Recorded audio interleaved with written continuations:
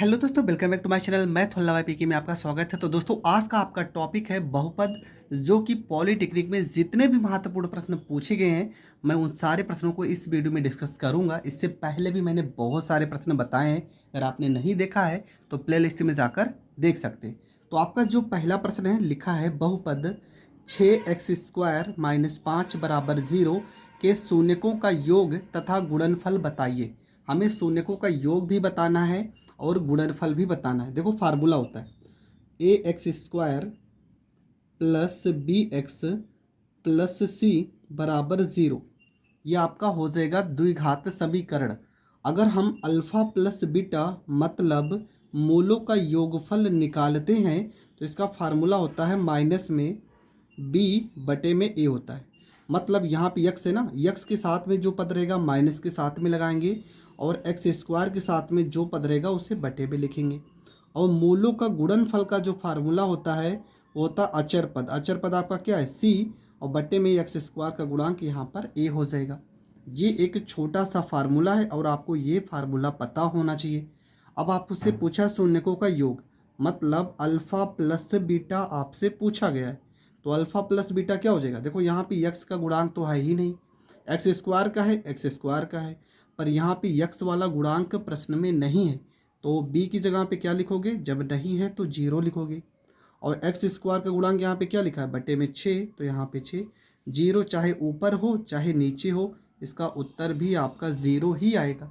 दूसरा, अगर alpha into beta निकालेंगे तो अचर पद यहाँ पे क्या लिखा है, देखो माइनस में c लिखा है, तो यहाँ पे माइनस c की जगह क्या है 5, और बटे में x² की जगह क्या लिखा है 6, तो -5/6 ये आपका करेक्ट आंसर हो जाएगा। तो ये पहला प्रश्न आपका हो गया कंप्लीट। बढ़ते हैं प्रश्न नंबर 2 की ओर। प्रश्न नंबर 2 में क्या लिखा गया है कि बहुपद x² + 99x + 127 = 0 के शून्यांकों का योग तथा गुणनफल, मतलब दोनों निकालना है हमें। अब देखो, इस सवाल में दो चीज़ें मैं आपको बताऊंगा। पहली चीज़ तो मूलों का योगफल निकाल लेते हैं। अल्फ़ा प्लस बीटा बराबर, अभी अभी हमने फार्मूला पढ़ा, -x का गुणांक और बटे में x² का गुणांक होता है। x² का गुणांक होता है, तो x का गुणांक क्या हो जाएगा, यहाँ पे 99 है, माइनस में यहाँ पे 99। x² गुणांक यहाँ पे कुछ भी नहीं, तो एक हम पढ़ते हैं, तो बटे में एक लिखो या ना लिखो। ये आपका हो गया पहला आंसर। दूसरा चीज़ आपसे क्या पूछेगा, मोलों का गुणनफल। फार्मूला होता है अचर पद बटे में x² का गुणांक, ये फार्मूला होता है। तो अचर पद क्या लिखा है 127, और x² का गुणांक क्या है 1। एक आप बटे में लिखो या ना लिखो, तो ये आपका हो जाएगा करेक्ट आंसर। कभी कभी इस तरह से, अगर देखो कोई भी आपका बहुपद दिया है, अगर उसमें पूरा का पूरा निशान देखो प्लस है ना, सभी के सभी पद धनात्मक हैं, तो इसका जो उत्तर आएगा, आपसे पूछा जाता है इसके जो मूल होंगे, मतलब इसके जो शून्यक होंगे वो कैसे होंगे। अगर सारी की सारी वैल्यू धनात्मक है तो इसके शून्य का हमेशा ऋणात्मक आएंगे। ये चीज़ हमेशा ध्यान रखना, ठीक है। जैसे मान लो सिंपल सी बात है, x² + 5x + 6, इसका अगर हम गुणनखंड करेंगे तो x + 3 आएगा और x + 2 आएगा। +3 को इस साइड भेजोगे -3, 2 को भेजोगे -2। देखो यहाँ पे वैल्यू पूरा का पूरा प्लस में था, इसलिए इसके जो शून्यक आए वो दोनों के दोनों ऋणात्मक आए हैं। वही मैं कह रहा हूँ कि अगर कोई भी बहुपद दिया होगा, उसके शून्यक पूछेगा कि इसके शून्यक की प्राकृति कैसी होगी, तो आप ऋणात्मक बताइएगा। तो ये प्रश्न भी आपको समझ में आ गया। अगला प्रश्न में क्या लिखा है, बहुपद 2x³ - 3 के x² + 4x - 5 = 0 के शून्यकों का योग 6 है, तो k का मान ज्ञात कीजिए। हमसे k का मान पूछा गया है। अब देखो यहाँ पे पावर 3 एक फार्मूला होता है, ax³ + bx² + cx प्लस में d। ये आपका त्रिघात का बहुपद का फार्मूला होता है। त्रिघात समीकरण कैसे पहचानेंगे, पावर अगर 3 होगा तो इसे त्रिघात समीकरण कहते हैं।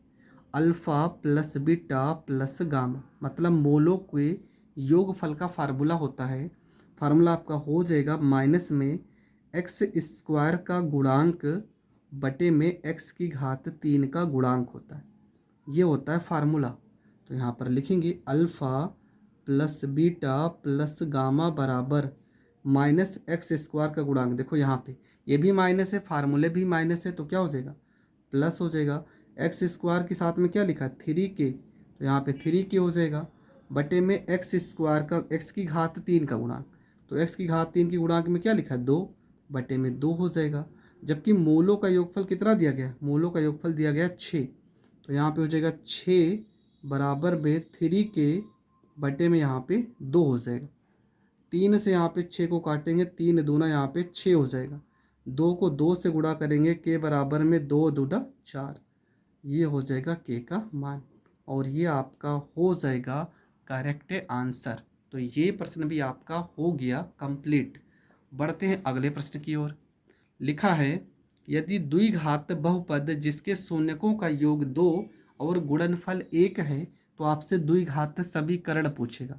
ठीक है, शून्यकों का योग 2 और गुणनफल कितना दिया गया 1 दिया गया।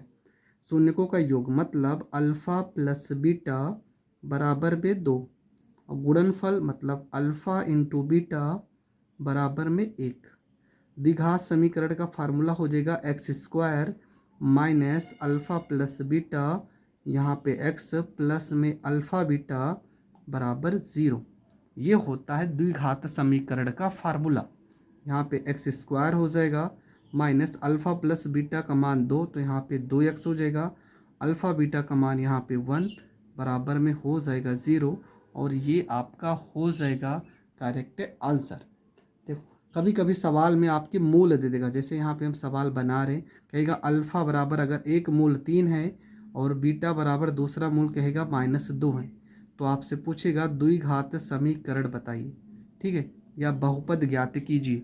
अगर इस तरह से पूछेगा तो आप कैसे करेंगे, तो यहाँ पे सबसे पहले हम अल्फ़ा प्लस बीटा निकालेंगे। तो यहाँ पे 3, बीटा का मान -2, 3 में से 2 घटा देंगे 1 आ जाएगा। अल्फ़ा इंटू बीटा निकालेंगे, तो यहाँ पे अल्फ़ा बीटा बराबर हो जाएगा 3 गुणे -2, 3 को -2 में गुणा करेंगे माइनस में 6 आ जाएगा। फार्मूला एक्स की घात 2 माइनस अल्फ़ा प्लस बीटा, यहाँ पे x हो जाएगा प्लस अल्फ़ा बीटा बराबर यहाँ पे 0 हो जाएगा। यहाँ पे वैल्यू उठा के रखेंगे तो हो जाएगा x की घात 2 माइनस अल्फ़ा प्लस बीटा का मान 1, तो 1x माइनस 6 बराबर 0, और ये आपका हो जाएगा करेक्ट आंसर। देखो जो बहुपद का लेसन है वो द्विघात समीकरण से रिलेटेड है, उसको मैंने पहले ही बता दिया है। वहाँ पे भी बहुत सारे ऐसे प्रश्न हैं जो आपके पेपर में पूछे जाते हैं। तो मिलेंगे नेक्स्ट वीडियो में, तब तक के लिए जय हिंद जय भारत।